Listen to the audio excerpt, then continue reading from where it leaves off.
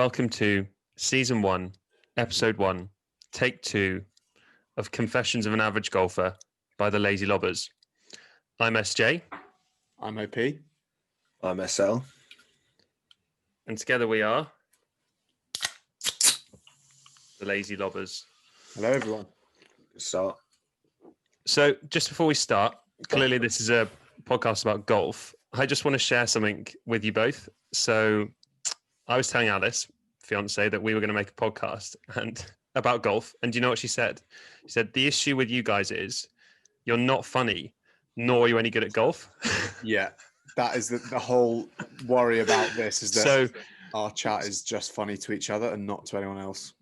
So she said you've got an uphill battle ahead. And I thought, fair enough for it, isn't it? Sounds like a challenge to me. Do you know Agree. what though? If we just get the wives to listen to this, I'll be pretty happy. You know, it's just something to do, isn't it, throughout lockdown? That's true. That's one of the very reasons we've done it, to be honest, isn't it? I agree. The issue that I have with podcasts, even though we're now making one, is that I think it inherently implies that you think you've got something interesting enough worth listening to. That is literally 100% the truth. But look, let's just power on, shall we? Yeah. So I said I'd do some housekeeping. First things first. So you can find us at Lazy Lobbers on Instagram, at Lazy Lobbers on Twitter, and soon to be the big news that Ollie and I have achieved while Sam's been working this week is soon to be www.lazylobbers.com. How do you feel about that, Sam? Yeah, I mean, well done. Full credit to you boys. It's Really been busy big weeks for me. Thanks. We haven't achieved it yet, but Again, one of those things that people are sort of going to actually be interested in what we're writing on the website. Unsure, but we'll see how we get Yeah, I there. agree with that, because when SJ said a 500-word blog on Friday, that kind of sat a bit different with me, to be honest. What's the word limit? Is it a plus or minus 10%? it's that kind of thing where you're going to have to start making really, really verbose sentences just to get the word count up. But maybe start highlighting some words and have it in white, so it just looks like more words. Agreed.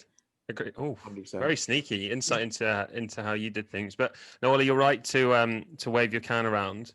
So this podcast has been sponsored by our lead sponsors, Berksy Drinks. It's a UK-based hard seltzer brand, only 75 calories a can and 4% alcoholic content.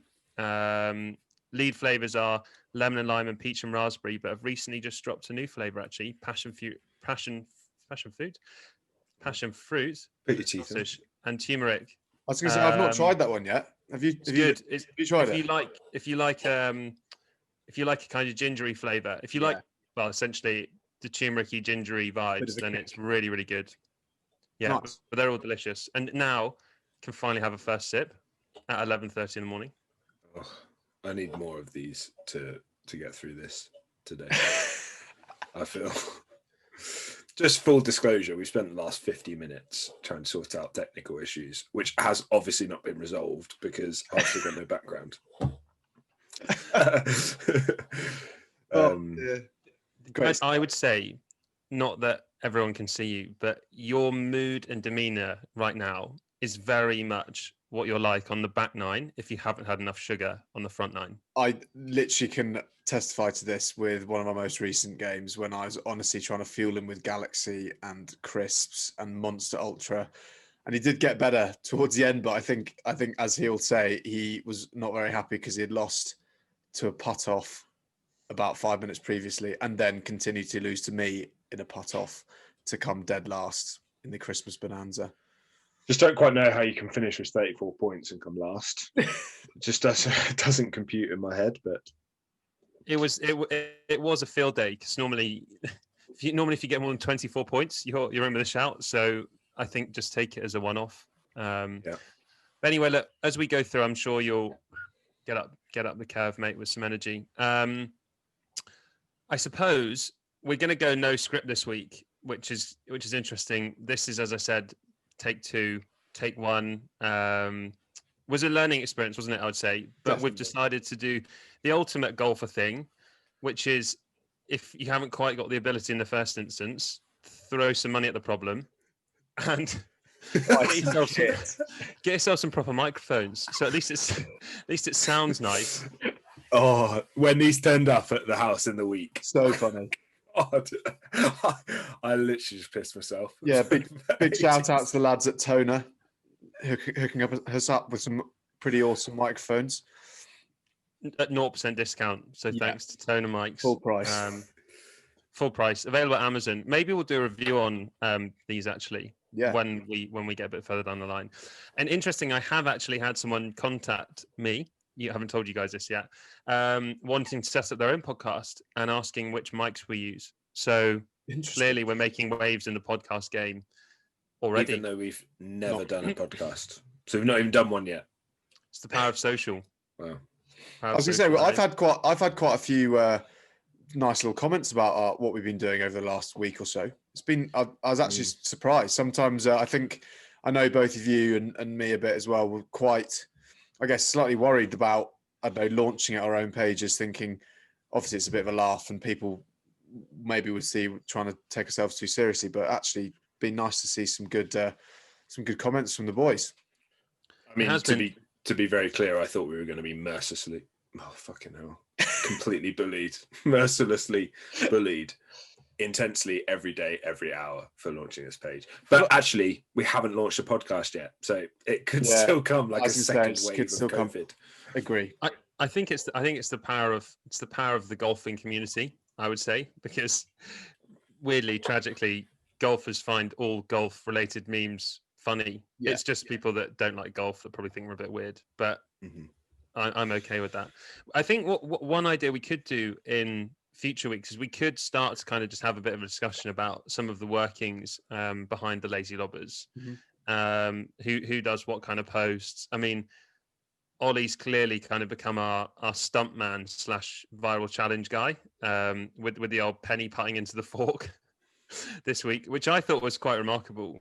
And was it a genuine? How many takes was it? Genuinely? So I actually saw it on a story and just thought I'd give it a go, working from home, life and all that. And it's the most frustrating thing is getting the coin to stand up. And I live in an old house, and that was the hardest thing. But I did count, because I did video the whole thing. I counted the number of takes it actually took, and it was 14, which was actually not that bad considering how. That's okay, isn't it? I mean, for everyone listening, that is essentially you were putting with a penny, 10p piece. putting with a 10p piece from more than 6 foot, and Yeah, trying to putt it into the center 2 prongs of a fork along a wooden floor. I mean, you can see from the outtakes that it's not as simple as it sounds, but I think it was one of those things. I'd give it a go. It's one of those ones that tag us if you give it a go and see how we get on, because it'd be interesting to see how people find it.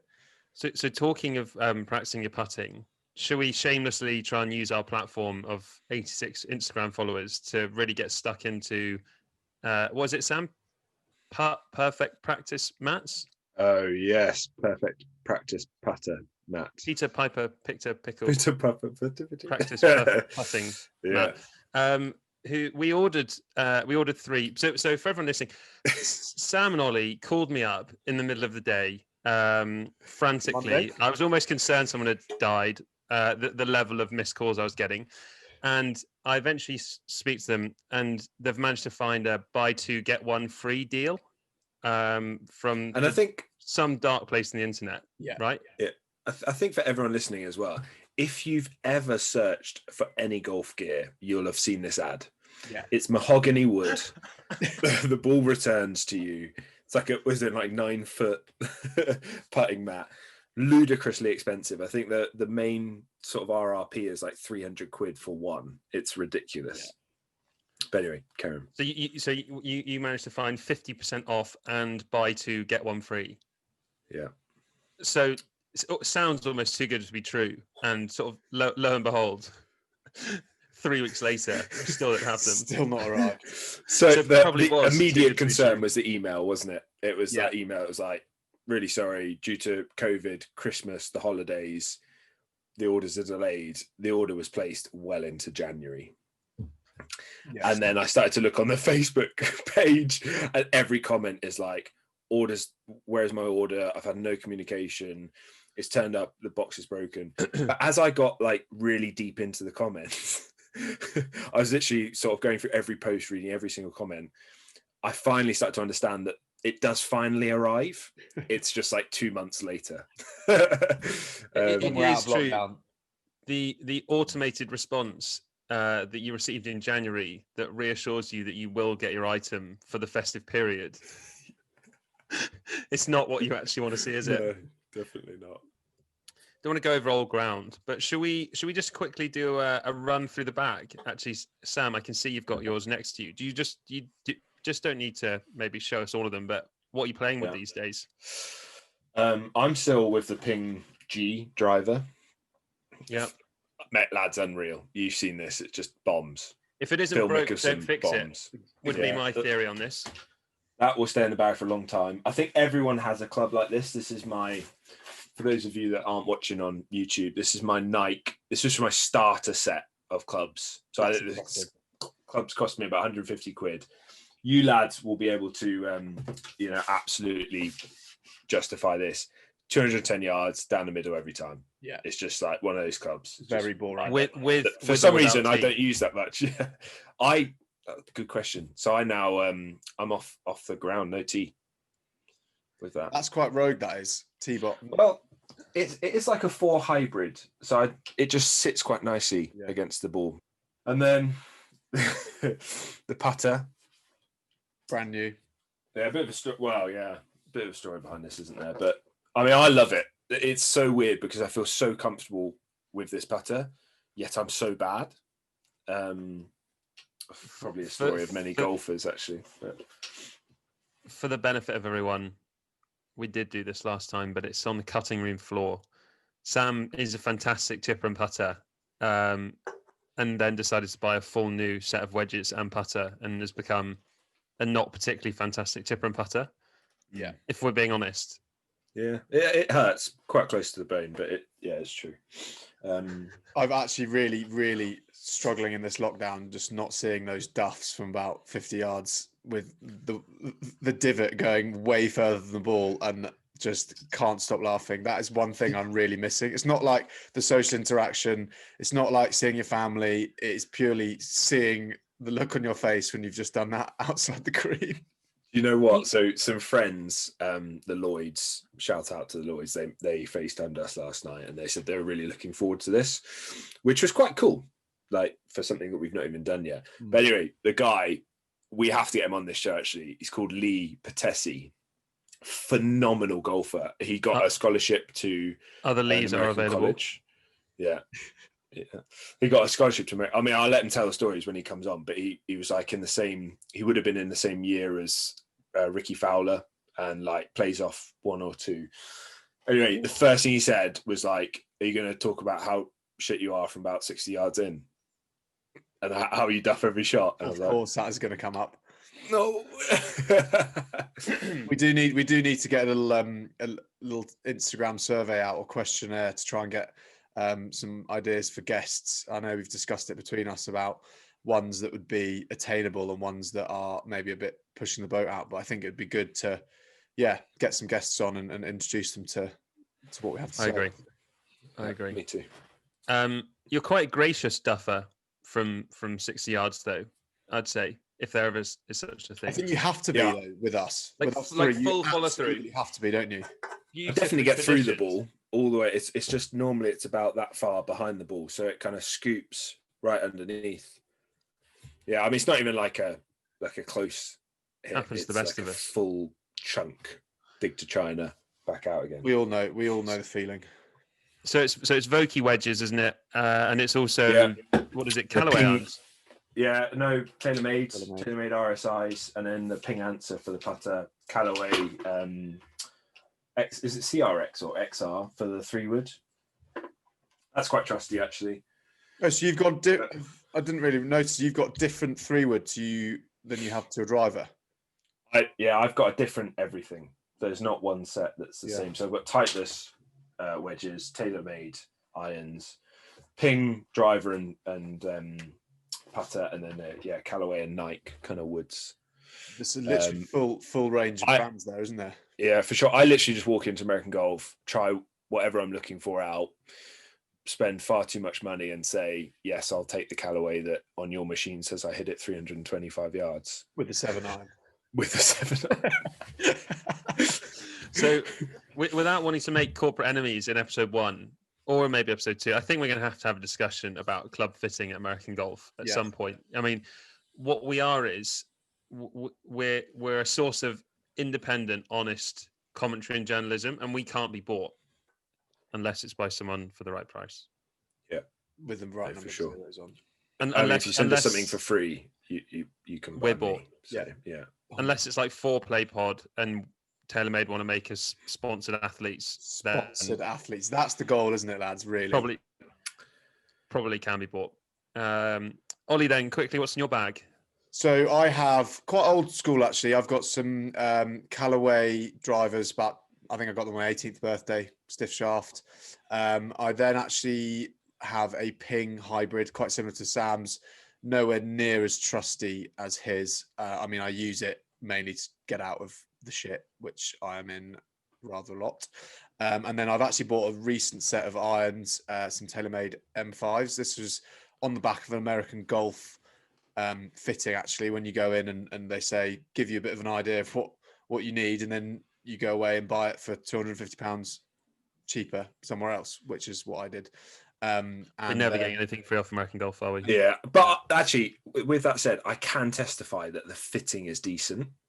I would question the machine used and the distances, but actually to go in for free and try irons out, I completely agree. As I said, maybe another conversation, but the sort of thing is that for me, I went in and they said, well, what irons have you had in the past? And I said, I've had TaylorMade irons in the past and I've had Callaway irons in the past. So they literally fitted me with Callaway or TaylorMade from that. It wasn't like which I can understand because it's free.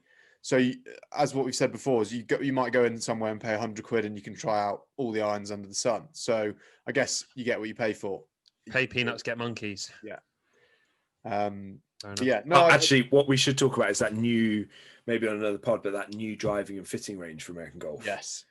That we're interested in.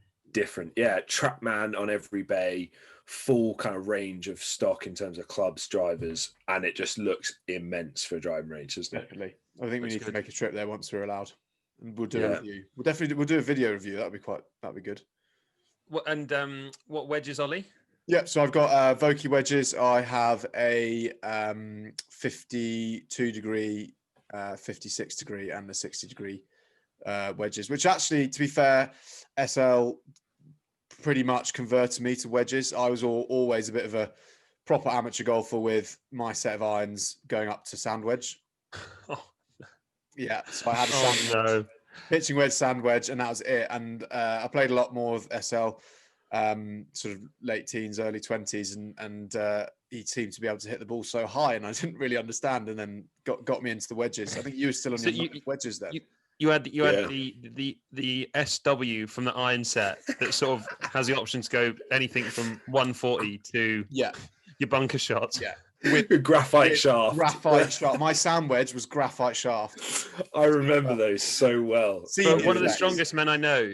That is simply ridiculous. Senior flex graphite irons with my wedges. Yeah, I know. And this is one of the main reasons I got fitted and ended up with some nice Vokeys. I really rate some places like eBay and Facebook Marketplace for like the one-off clubs, because I think you can get some really decent deals because people are just willing to get rid of their clubs. Whereas I think full sets, you start to struggle a bit because people really want to try and milk you for all your worth. But yeah, I got all my Vokeys off eBay. I've got Odyssey putter, and that's it. I've got more on the putter. Please. Yeah, what grip have you got on the putter? I've got a Super Stroke 2.0, and I am 99.9% sure it's fake. I mean, the fact it says SOUPER stroke down the handle. Disclaimer. Probably suggests it is. Disclaimer. It definitely doesn't say that, but it does smell really fake. plastic-y. Which What is does a such real a putter weird smell thing like? to think that you think What it's does fake. a real putter grip smell like?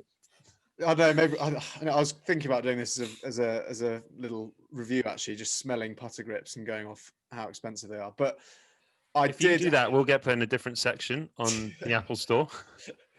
So I ordered it because I thought it was a good price. It was $6.99, whereas all other Super Stroke putters grips are at least 25, 30 quid. And it arrived, thought it felt a bit cheap and a bit light, and then did a bit of research on the guy, and there was quite a lot of research saying that it was fake, and this is how you find out how it's fake, and it ticks all those boxes. But it's on the putter. I haven't lost a putt off yet since I've done it, so it might have been quite a good move. I tell you, the only reason why I think that putter's fake is it's got skulls on it, human skulls Putter all grip, the way not down. putter. Oh, sorry, the grip. Yeah, Just Yeah, it's got lime green skull and crossbones on it. it's the most rogue Super Stroke I've ever seen in my life. Not the fact that it smelt different or looks different or spelt differently. It has got skulls everywhere. It's so weird. But like you said, do you know what? Fair play, because you made the complete amateur gesture of thinking, I cannot putt. What am I going to do? I'm going to get a Super Stroke. Yeah. And it's completely changed your game. It's And it's so annoying. yeah, and thing is as well, it was one of those things that I actually had no idea how to regrip a club, and I know we've all done our own research on it, and I was actually really pleased with myself how I managed to get a grip on, and I know I had a bit more luck than SJ on his most recent regripping, but video to come. Vid to come. Just then, without making this all about me, but I just want to jump on the back of that. So my recent addition to the bag is new old driver as it is. TaylorMade. Shout out to OS for that. Shout out to Ollie Sanderson for that. So basically, my driving considerably shorter than the lads, I would say, for a long time now. Like 20 yards. No, fuck off. No way. It's 30? like 70 yards. Okay. And irons. How many times would you look at me and go, oh, is this me? A lot. There's truth in this. So my driver was an old Titleist D2. I was about 15 years old as well. Our friend Ollie getting rid of his R15 because he was going for a new boomstick. And it's working quite well so far. It's definitely responsible for an uptick in form and scores. So sometimes, a bad workman should just blame his tools and just say, look, 100%. can't do this anymore. For me, I was always a bit Titleist, but that was only because the story being that I think I've told you before, at my golf club when I was a junior, when I actually had time to play golf, some people broke into the club's locker room and popped open almost every single locker within the whole clubhouse and took everyone's clubs into a van and drove off with them.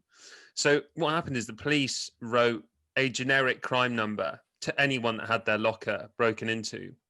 And the club's insurance, I think, covered it. So it was basically just an opportunity for everyone to order new sets of clubs, really. So the entire junior section were rolling around with the latest and greatest equipment, and the locker that was probably 1.5 foot wide by 2 foot deep. People were like, oh yeah, in my locker I had my power caddy, my tour bag, my stand bag, my pencil bag, 4 dozen Pro Vs, and both of my irons sets. So in all the junior matches, we'd turn up honestly looking like we just walked through the tour van, and then all be so average. But from there I end up with a Scotty, 3 Vokeys, and a set of Titleist, so woods and drivers. And actually this is genuinely the truth. I had earlier that day I'd taken my irons out just to go and have a little hit on the par 3 with just my irons, and so no one stole my irons, so I was unable to claim new irons because I wouldn't want to do something like that. And on your irons, yeah. So blades, discuss. Wait, because that story of that being the club being broken into, I actually think about that a lot. Like from when you've told it to me before, it's really tickled me. Yeah, That's my. There they are, the butter knives. That's my button i5 iron. So the difference, actually, just before you start trying to find a clean club. So this is like tailor-made. It's not. It's like I think it's cavity back, like a blended one. Yeah. The size difference. SJ, put yours back up. Crazy. So I think it's at least 1.5 times bigger in terms of face. Look at that. So if those that are listening, it literally is a thumbnail. Like it's tiny, isn't it? Yeah, it is. It is. I mean, maybe it was a slightly erroneous choice. I think so. I got these the 21st birthday present, so they're not new anymore. Titleist CB Forge 712s. Amazingly nice club, just probably a bit beyond me, and a sweet spot that's about as big as a golf ball. So you can see where that goes wrong fairly often. Yeah. Well, let's talk about that then. So where does it go wrong every time you play? I'm quite tall, so they're also 4 degrees upright as well, and 1.5 inches longer. So they're probably challenging to hit. But look, I've had an uptick of form. I'm not going to dwell on it. I'm just going to move on. And I've got Vokey wedges, and I've also got a Cleveland Smart Square almost belly 39.5-inch shaft length putter, which I love and have loved for 5 or 6 years. Putting was probably my strongest part of my game. Why have you bought 4 other putters in the last 4 weeks then? Well, this is it. So for a number of reasons.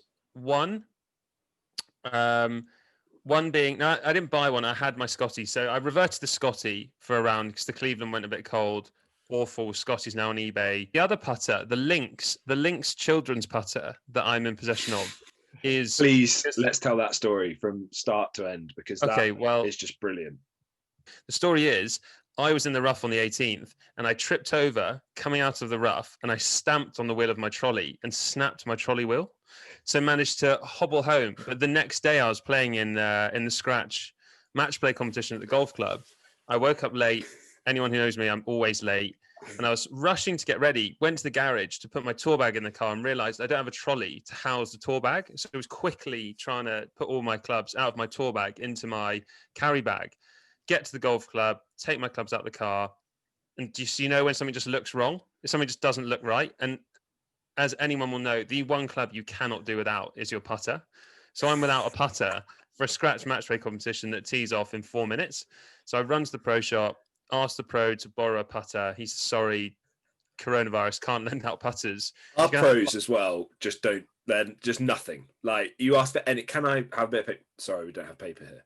It is true. It is ridiculous. It's like, sorry, couldn't lend you a putter because of Corona, but you can go and sort of touch as many range buckets as you want and do whatever in the changing room. So anyway, so no putter, fair enough. He says, you've got to buy a putter. And I just simply, at this point, refused to. I was just being tight, basically. Said, what's the cheapest putter? Cheapest putter in the shop is a probably 28-inch kids Lynx putter. So bought it, won one up, remarkably, with this putter. So kept it almost as a memento of that occasion. And then got suckered into eBay and bought a TaylorMade Rosser putter, which has been a bit hotter. It's a long one again. Yeah, for those that are listening that have played golf, the really long grips that come up to like above waist, those are the putters that SJ plays with. Frankly, it's if you're a normal height, then it's supposed to let you lock your elbows. You're supposed to grip it way down. But if Bryson sort of putter, he uses one of those, isn't he? Yeah, but if you're 6'8", you just like me, you just hold it at the end. And it's just a normal putter. He's got a weird putting stroke, hasn't he? Is it literally just using that putter, but just trying to get upright? No, the putter, he's had it like welded, so it's like full. Yeah. You know, dead straight, like right angle putter. Has he? Yeah. Wow. It's cool. It's quite. For everyone has a lot to say on Bryson, don't they? But I think he's pretty cool. The way he kind of adjusts, adapts, changes the game. Whether it's like clubs, you know, when he first started and just using one set of height irons, you know, all 7-iron. Have you lads watched the video of him in the sort of doing the chipping challenges and the long drive with the long drive lads in like a back room in like some house in the US? I think it's his house. Is it his house? I think it's his house, yeah, 'cause he's got that driving range inside It's that he was doing. absolutely It with. mental. He's got like AC/DC playing. He's got like people like slapping on the back. He's got a bench press in the corner, and he's hitting like, well, he's using the machine obviously, but he's hitting like club head speed. What? 200. Yeah, 200. It's like 203, Yeah, 204. Like, it's ridiculous. yeah, joke. it's mad. But that Does anyone know their club head speed here? American Golf said mine was like 225 miles an hour. I think. Standard. Witty. I like that. This could be a good sort of segue into the kind of maybe latter third of the show or something. Ollie, we had some games of some sort. You'd come up with a few cool things about pros and various bits. Do you want to talk us through them? Yeah. So one of the games that I've come up with is named after one of the pros, Kevin Na. So we have a game. I have a game, and I'm going to put it to the pod. It's called Kevin Na or Kevin Yar. Now, bit of a change up here because as in take one, I went a bit rogue and started showing my screen, which realised that no one on the podcast could actually see. So we're going to go for Podcast fans everywhere trying to watch us. I was so drunk at that point, I didn't even realise. So I've changed it up a little bit, and we're actually going to go on to sort of more topics. So and basically we can just decide between us, Kevin Na or Kevin Yar. So number one, PXG as a brand, Kevin Na or Kevin Yar. Oh, it's a good one to start. I'm going to be controversial. I'm going to go Kevin Na. Oh, I don't know if that is controversial because I'm going Kevin Na as well, simply on the basis that I've never used them. Like, Yeah, pretty cool brand, I but I don't own Yeah, any. I see it as like a brand that is trying to be so different and be so expensive that it's almost, as an average golfer, why would one of us turning up 14, 15 handicap with a set of £1,000 irons? It just doesn't seem. Retweet. Yeah, that's where I am at. I couldn't agree more. It's almost like they're too cool for school, Yeah. which therefore makes them very not cool. Yeah. Mhm. Okay, 3 Kevin Nars. The next one was we actually kind of covered it, but it was a Kevin Na or Kevin Yar for Bryson DeChambeau. As He's Yar for me. as a player, as a bloke, as a sort of what he stands for. Well, as a bloke, it's a Na. But as a player, Okay, and what he's doing for overall- golf, I think overall, it's so- like yeah. Kevin Yar for me then. SJ? I am going to say Kevin Yar because I think, as we touched on there, he's disruptive. He's kind of bringing some innovation to the game. He's challenging the traditional stereotypes, and I'm a bit of a traditionalist. Like if you've got rules that are great and kind of stood the test of time, stick with them. But I think for the sport to just have a little bit of a creative streak in it, I Agreed. really like it. So I'm Kevin Yar. I agree with you guys both. I think the one thing he just needs to be careful of is what he said, the stuff before Augusta. I think we've touched on it about how it's Agreed. par 68 for him. Yeah. I It's agree. make or break though, because if he wins the Masters, it's a stroke, isn't it? The third part of Kevin Na or Kevin Yar that I have is shouting someone else's four. Do we think that's Kevin Na or Kevin Yar? That is tough, to be fair. But only because I've been in situations where no one's shouted almost as a courtesy to the person that's hit the ball, and then it's been super close, and it's like, oh my god. So I would say it is fine, or Kevin Yar, to shout on someone else's four. I agree. I am gonna look at that in largely the same way, but just flip on its head a little bit. Shout someone else's four, Kevin Na. Not shouting your own four is like Kevin Nana. Nana. It's literally, that's what it is. It's terrible form. So you think they're both Kevin Na? So you think it's better to stand back and not shout anything if you know it's going dead towards a president standing on the seventh tee? No, sorry. I think it's the other way. So I think you shout. No, this to SJ. SJ says he thinks shouting someone else's four is Kevin Na. Well, it is a little bit. Well, yeah. Okay, look. Let's put it this way: to shout someone else's for unnecessarily or before they've had a chance to shout it is Kevin Na. Shouting it at a point of danger, then fine, Kevin So Na. I think- But that I person think- needs to have a long hard look at themselves for not shouting their own for. I think between us three, in a game, I would always shout one of you lads for. But Yeah. in a match play situation with someone I don't really know, probably wouldn't. I get pure enjoyment like as soon as you hit the ball makes contact with the face of the club. I'm like, 4! I hate people that shout really aggressive fours. Like there's no need to kind of just be like, four! I'm sorry, It's too much. SJ. You whisper it under your breath, and I I don't. think Yeah, that is Kevin no. Na. No, you do. You go like this. You go 4.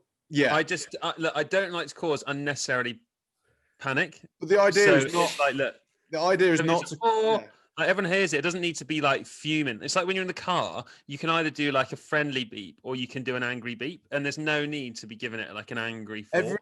Everyone can hear within the same tee box as you. On the other fairway, there's absolutely no way near that they can hear you, especially like when you crossed 3 fairways the other day. Oh my! That will live in my mind forever. So slice the drive onto the next fairway, right? Then shanked his next shot onto the next fairway. I'm not Just talking coming about back that one. about 250 yards. I'm talking about True when story. I'm talking about the one when he went across 3 fairways with the drive. No. So that is the same story, but I think you missed the middle shot. Oh, did he not? Well, Did it he might not? be a different story. Did he not but go? he Did he hit. not go tee box to the 14th? No, so yeah, That's so like- that that's is the like same 400 story. yards. Okay. So I missed that. me and him were both actually quite close together with our first shots, and he shanked it and nearly hit a guy walking down the fort. So like, it's not in the realms of possibility to think that you're ever going to hit a shot there.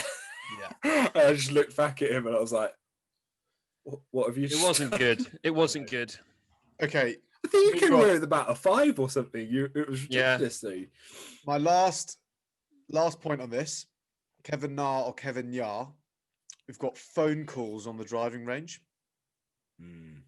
So I'm not talking about picking up a call from your mum. Yes, mum, I'm going to be back for food. 5 seconds, 10 seconds chat. I'm talking about standing on the driving range, AirPods in, having a chat for however long your practice is on the driving range. Well, I obviously Yeah. fell foul of this. I fell foul of this. And I exactly that. Just had my AirPods in. My old man called, and there was 3 people on the entire driving range, and the driving range has probably got what? It's basically 3 tiers of probably 10 bays. I'd say it's a 30 bay driving range. Agreed. It's big. It's nice, and I was on, let's call it the top tier, about midway through the bay section. I had a guy 2 bays to my right, and then the next guy was on the far side of the middle tier away from me. So probably, again, 10, 12 bays away. Had my AirPods in, and I was mindful that for some people, the driving range is a place of serenity. So I was intentionally just having a very quiet conversation. And this guy basically shouts down from 12 bays, like, "Oi, mate, get off the phone." And I was like, sorry? I couldn't believe what I heard. Couldn't believe what I've heard. I'm like, sorry? He's like, yeah, get off the phone. I'm trying to practice. I was like, well, look, to be honest, it's not the course. So, no. And he's like, So you're going Kevin Ya phone calls on Well, the driving range. so just to be clear, the guy 2 bays down from me, who is also just trying to enjoy his practice, at this point feels the need to step in and be like, "Oi, mate, doesn't bother me." So there's now 2 of us just shouting at this guy down the range who's practicing like he's fucking Tiger Woods, and he's one of the most budge-poundy golfers I've ever seen, and just get him right in my grill. Anyway, so look, you know that my starting point is respectfully said with the right tone, Kevin Ya. SL. Was that other guy two bays down from you? Was that not OP? No, wasn't it? It was a random. Oh, right. He was like, don't know what his problem is. Doesn't bother me at Oh, all, and right. I'm 2 bays down from you. Okay. It depends. It would really annoy me if it was the bay next to me, and they were having like a fully fledged conversation. But if it was just general, but then also on the course, if I'm playing with someone and they start having a phone call, that does annoy me. Yeah. Like That's major Kevin Na. But yeah, my piece was this, right? So you're on the range. People go to the range in groups. Like people like before coronavirus, people would share a bay. People have lessons. People take their kids there. Like the range is on the whole a noisy place, and we have all of us been to the range, been in bays next to one another, been playing 14 club challenge and whatever. I don't think that they are a place of total serenity. So I would debate that if you're just talking quietly, how's it any different having someone next to you? Mm-hmm. Fair. We should record one of those 14 club challenges. Actually, yeah, we should get that in there. That's good. That's good. Well, that's the end of. Also, Kevin Na for me. Kevin Na for you. Mm-hmm. Well, that's the end of. What did you say? Oh, sorry. I kind of agree about there's a time and a place. I had a lad next to me, I think before you arrived, SL, when we had one of our other ones, and he was in the bay next to me, and he had his AirPods in, and he was just rabbiting on to his mate, and it just really pissed me off. I was just like, it's quite empty driving range, and I couldn't really move too far away, but it was just one of those things that it was just, I guess it was the type of conversation as well. It was quite loud. It was just a bit like, to be fair, I wouldn't have said anything, but I would have put my own headphones in and been like, okay, I'm just going to block it out. But I can understand, Just to be clear as well, fine. It was, I was kind of saying like, I'll reenact the conversation for you. So I'd be like, oh yeah, yep, you okay? Yeah, just at the range, hitting a few balls. A bit like your full right calling then. We babe station. Week was okay. Yeah, it's pretty quiet at the range. I wasn't there going, yeah, mate, and then I had 45 Jaeger bombs and then 3 kebabs and took a girl home or a guy. But it was pretty PG. Fair. Well, that's the end of Kevin Yar or Kevin Na. So, do we want to move on to some Instagram questions? Like it. Oh, yeah. Right. I've been desperate to do this. You might need to edit this further from the running order. Did Joe Wicks last night, and I am stiff. Right. Okay. How's he feeling about it today? Right. We've got some Insta questions from the fans. Actually, was a lot more successful than I was expecting. So let's anyone had anticipated, actually. 100%. So, question here: how many practice swings is acceptable? That's actually, I didn't see this. That's a really good question. Can you tell us who said it? This is Henry Banks HC17.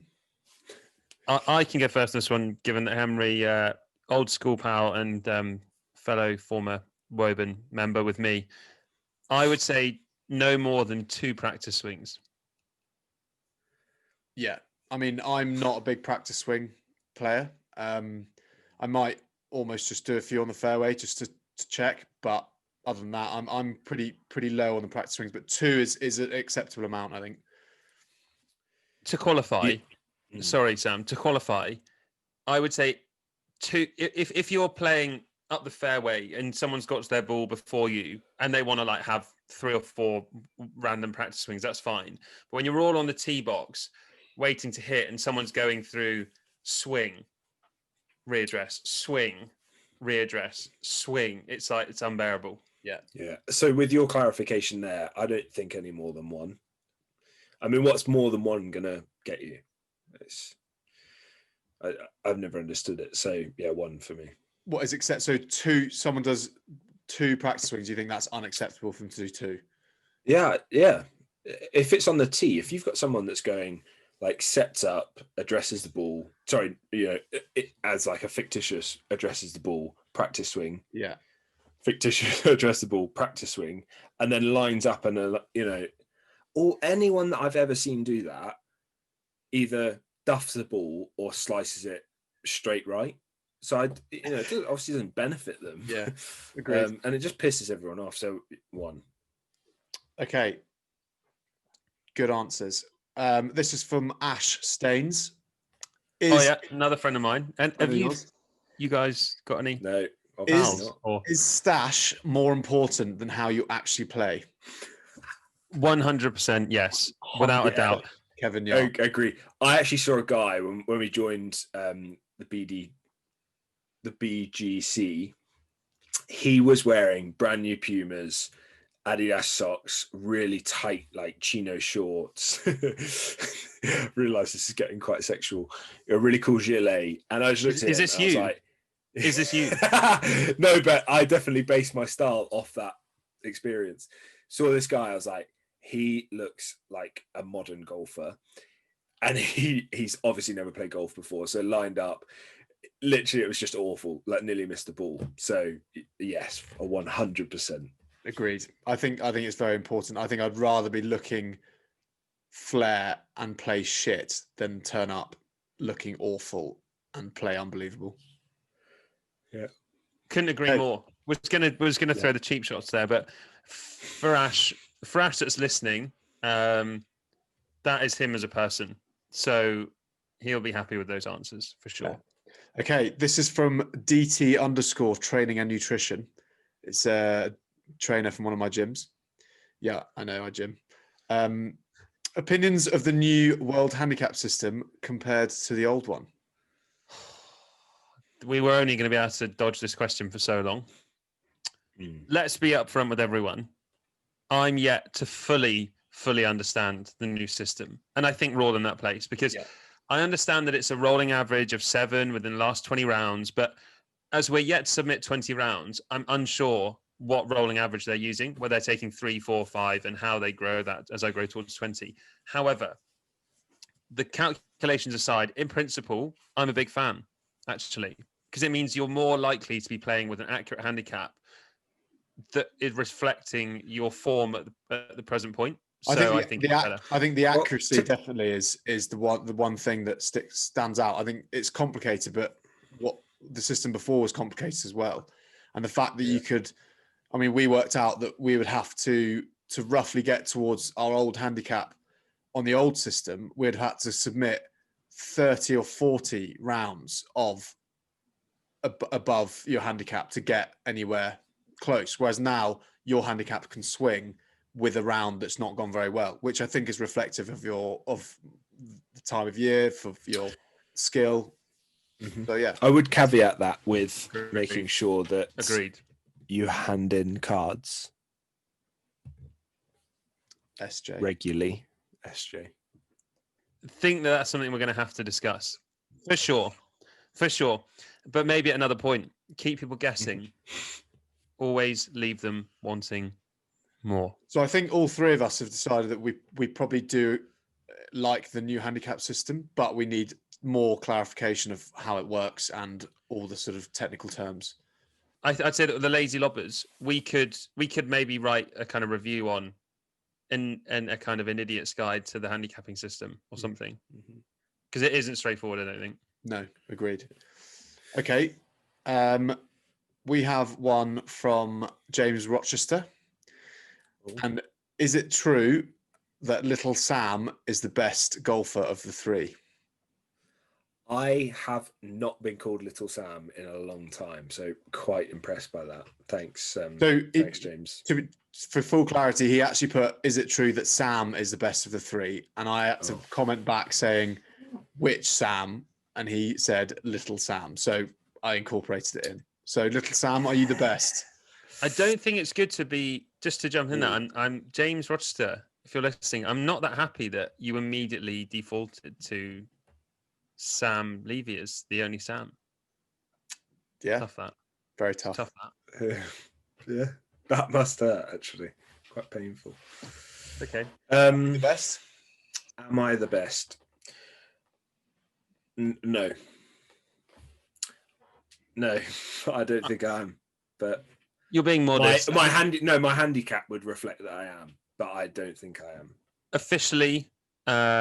Officially, probably emotionally, technically, you are the best. Just presently, you aren't. Yeah. Actually, But this brings up quite a good point that I kind of want to disclose, because I'm always thinking about the beginner golfer, the average young golfer. And I think that there's a massive misconception that you have to be good to play golf. So like a lot of my friends are like, oh, I don't play golf because I've never played, or I've only been to driving range a few times. It's a good point. Like the lads that I play with week in, week out, you two, but even like the pairs comps that we play in, how bad are golfers? I think, this is something actually I was thinking about bringing up, because we have this idea of obviously we know how it works and we know the game. I think when you explain it to someone who have never really taken it up, have gone to the driving range, shanked 9 out of 10, duffed the other one, it's very difficult. But I think you almost have to get them out and get them involved in like the breakfast before the sort of relaxed game, let's say 4-ball with us three and with someone who's a bit more of a beginner, see how enjoyable it can be. But I think when you start someone off on that first journey, they don't know really what it's about. And I think that I've got definitely a few mates who would definitely enjoy it if they actually just sort of gave it a go. But yeah, they're very scared about the standard. And I think shots look so much worse on the range. Like if you hit a shank, because you're aiming at this huge area, you've got no like points of aim, if you see what I mean. But like when you're out on the course, I think I would always encourage someone to go out on the course. Yeah, even though you play badly, it doesn't matter. If you've got aiming points and you're guiding somewhere, either through the hills or whatever, I think automatically you'll play better. I mean, I think it's just the thing of consistency, isn't it? That, that's the thing that my nephew actually used to learn to play. A few others, it's that idea of like people go and expect to be good every time they play, or expect to be consistent, but it's not a straight line progression. So, you have peaks and troughs in form over long periods of time, like weeks and months, but you also can have inconsistency within a round, and everyone has that, and the pros have that as well. Like everyone hits bad shots, and that's, I think, why it's so addictive, because it's just a point of saying how many of those bad shots can I eliminate, and how can I kind of limit them. I mean, if you were kicking for posts in rugby or even playing football, if you think you have 80, 90 shots in a round, if you were to kick for posts 80 times, you're probably going to miss 3 or 4 of them, unless you're an absolute machine. Similarly, if you're playing football, you're not going to have every touch as amazing. In golf, it just makes that quite horrible, because that bad shot then becomes a duff or a shank or a hook, and you kind of can then start to get a bit despondent, can't you? But actually, it's a pretty hard thing to be consistent at. Yeah, agreed. We have a few more questions. I'll do one more. We can do the rest at a later pod, because there are some good ones. Cool. Another one from Henry Banks HC17. What do you each reckon you'd score at Augusta, and why? Wow, that hell of a question. Henry Banks, I've never met you, but fuck me, you've come in storming with these. He's done two more questions as well. We'll have to leave to another pod. Good old Banksy. SJ. Like a lot. Like, I don't want to give the stupid answers, but the thing that often holds my game together when we play is my putting, and that is stretched exponentially at Augusta. So I'd say I recover a lot with my putts. That won't be happening at Augusta. Also, the worst part of my game by some distance is chipping. So if you can't chip Augusta, you're absolutely doomed. So I think realistically, I'd shoot 120. SL? Really? 120? Maybe not 110. Yeah. I think my goal, if I ever was lucky enough to play, or if we were ever lucky enough to play, because obviously wouldn't play without you two, is sub 100. But like you said, SJ, the greens are where they get here. I actually feel, I hope this isn't like a Bryson DeChambeau moment, but I actually feel maybe my like driving and irons wouldn't be too bad. It would be I get on the green for 2 and I 7 putt, or something ridiculous like that, and you're coming away with 10s, 11s on each hole. Just to be clear, we're talking stroke play, like proper stroke play. Yeah. Counting every single shot. This is not Yeah, like Stapleford where I got 32 points, so actually I was 4 over my handicap. So actually that was like whatever Yeah. is over. Yeah. This I is think, every single yeah, shot. I think for me, 100%, as you both know, would be the putting. I think that I wouldn't be able, I don't think I'd back any putt sitting over it, standing over it even. But I also think the one thing neither of you have mentioned is the pressure of Augusta having those, I mean, Amen corner, all of that, like With knowing you're playing. patrons. Are we talking with patrons or just playing it on our own? So, like with Well, I just think generally, even like no matter what, patrons or not, you're playing at probably one of the most famous golf courses in the entire world, and it's, I think that combined, for me, I'd be ecstatic, as SL said, to shoot under 100. I think I'd be looking at more 110, 112.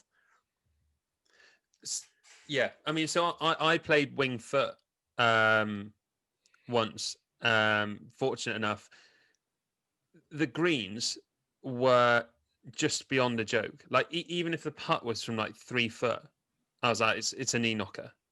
And without being, horrible to you both, our whole 19 stats, there's a fair few 95s in there, and that's around the Bedfordshire. So if you shot under 100 at Augusta, you'd have done real well, like really, really well. What is Augusta? 72 or 70 or is it 71? Irrelevant for me, frankly. But so you're 29 over.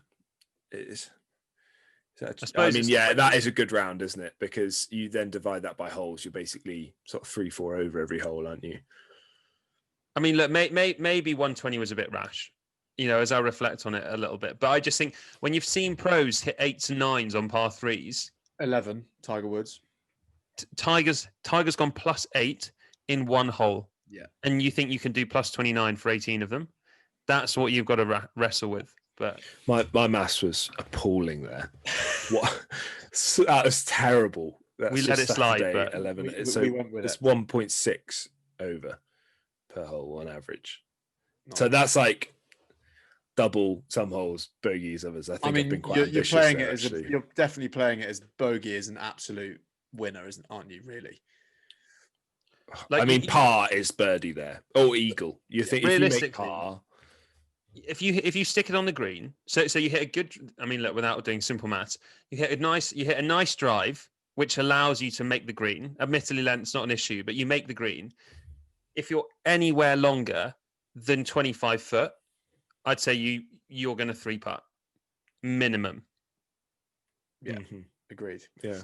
So, really good questions from our listeners. We've got a couple more that I'm going to leave. Thank you to Louis Rawlings, who's put a good one in as well about Tiger's off-course antics, which I think we'll have to put a little bit of time. It's a whole pod, isn't it? That's got to be a whole pod. So that comes to the end of the questions from Insta. So thank you to everyone for putting those in. Good little discussion points there. Excellent. Loved it, lads. Thank you. Thanks for hosting as well, Ollie. No worries. Well, I think Thanks, both. Probably in the round, that brings us to the end of season 1, episode 1, take 2, Confessions of an Average Golfer by the Lazy Lobbers. All that's left to say is, please do follow us on our social pages at Lazy Lobbers on Instagram, at Lazy Lobbers on Twitter. This will be available at the Lazy Lobbers page on SoundCloud. And keep an eye out for www.lazylobbers.com. And the final thing is, if you've got anything you want to see on next week's pod, then you can email us now. You can either email sj@lazylobbers.com, op@lazylobbers.com, or sl@lazylobbers.com. Great. Thanks for listening. Thanks, everyone. Thank you very much.